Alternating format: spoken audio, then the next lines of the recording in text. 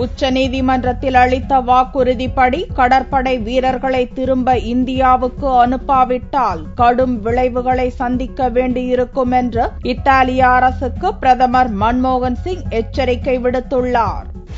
கேரள கடற்பகுதியில் 2 மீனவர்களை சுட்டுக் கொன்ற இத்தாலிய கடற்படை வீரர்கள் லத்தோர் சல்வத்தோர் ஆகியோர் கேரள சிறையில் கடந்த ஓராண்டாக அடைக்கப்பட்டிருந்தனர். இத்தாலிய தேர்தலில் ஓட்டு போடுவதற்காக உச்சநீதிமன்ற அனுமதியுடன் தாய்நாடு சென்ற 2 வீரர்களையும் திரும்ப இந்தியாவுக்கு அனுப்ப முடியாது என்று திங்களன்று இத்தாலிய அரசு அறிவித்தது.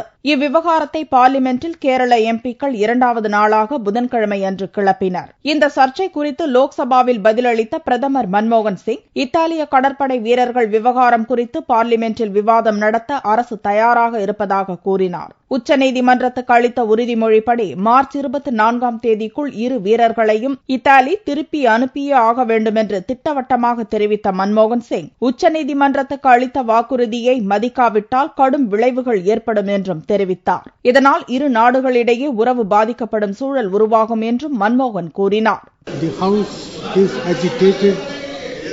Over the conduct of the Italian authorities, and the country as a whole is agitated, and we are ready for any discussion in whatever form you may direct.